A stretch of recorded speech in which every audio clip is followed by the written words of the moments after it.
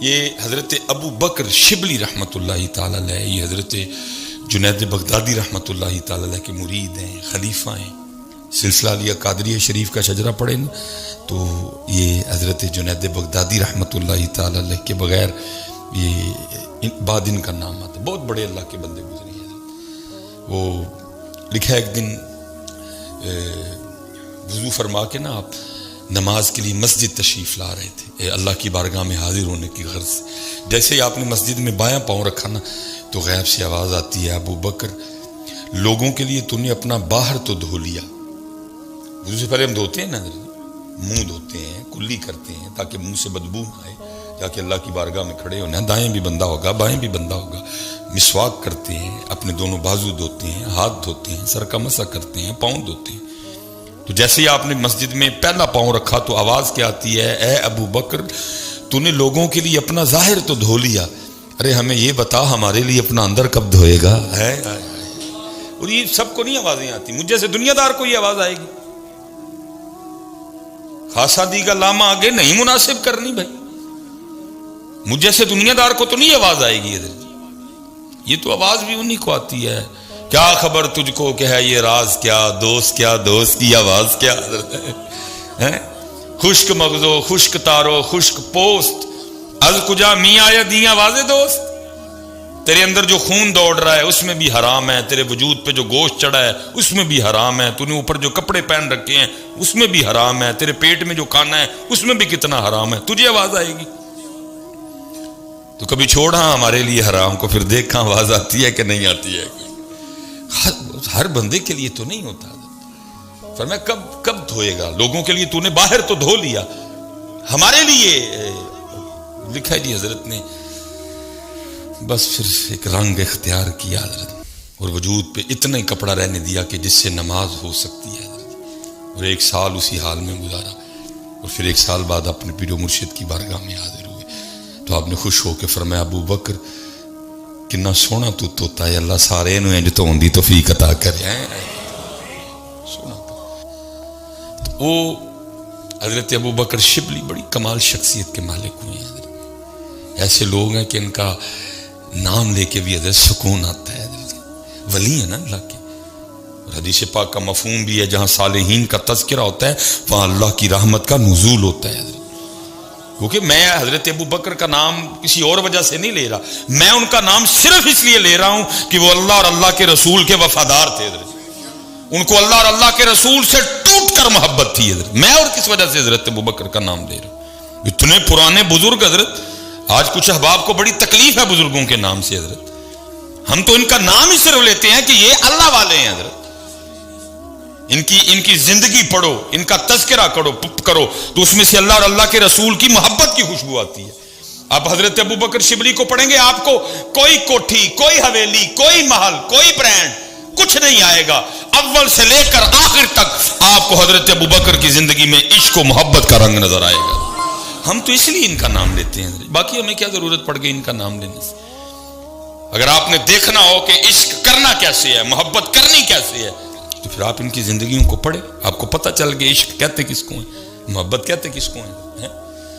تو یہ حضرت ابو بکر شبلی رحمۃ اللہ تعالی علیہ کے لیے لکھا ہے کہ یہ کہیں جا رہے تھے اور وہ کوئی شخص تھا جس کو بچے نا وہ ڈھیلے مار رہے تھے، پتھر مار رہے تھے، اور عشق تو پھر یہی ہے نا حضرت، سنگ ہر شخص نے ہاتھوں میں اٹھا رکھا ہے۔ میں پیر و مرشد کی بارگاہ میں عرض کی، میں حضرت کچھ عشق لو ارشاد فرماؤ، چونک سے گئے، بالکل اسی طرح جیسے کوئی چھوٹا سا بچہ کو بڑی قیمتی چیز مانگ لے تو بندہ تو ہے، چونک سے گئے۔ تو مجھے آگے سے ارشاد فرمایا، مولوی سلیمان روٹی شوٹی کھایا کر، عشق دا نام ہی نہ نہیں ہے، ویسکوٹ ووسکوٹ لے جانی ہے تیری، تو بچوں کا کھیل ہے۔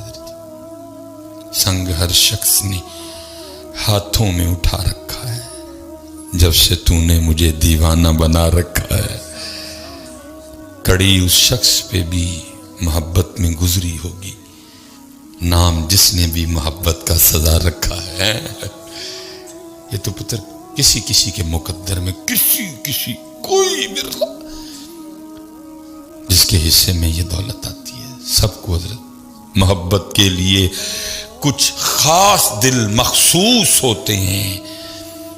یہ وہ ترانہ ہے جو ہر ساز پہ گایا نہیں جاتا حضرت. یہ کوئی کسی دا حضرت نمبر لگتا ہے, کوئی ورلا حضرت کسی پہ حضرت. صاحب سب کا ایک ہے, صاحب کا کوئی ایک ہے. صاحب سب کا ایک ہے, صاحب کا کوئی ایک ہے. لاکھوں میں کوئی نہیں, کروڑوں میں کوئی ایک ہے. یہ تو وہ لکھا جی اس کو بچے نا وہ ڈھیلے مار رہے تھے. آپ نے بچوں کو منع کیا تو بچے آگے سے کہنے لگے ابو بکر ہمیں منع نہ کریں, ہمیں مارنے دیں اس کو پتھر. آپ نے فرمایا کیوں, کیا کیا اس نے؟ تو بچے کہتے ہیں حضرت یہ دعویٰ رکھتا ہے کہ میں اللہ کو دیکھتا ہوں. یہ دعویٰ کرتا ہے کہ میں اللہ کو دیکھتا ہوں, مارنے دے پتھر. اسی لائق ہے کہ اس کو پتھر مارے. کون اس کو دیکھ سکتا ہے ان آنکھوں سے ہیں؟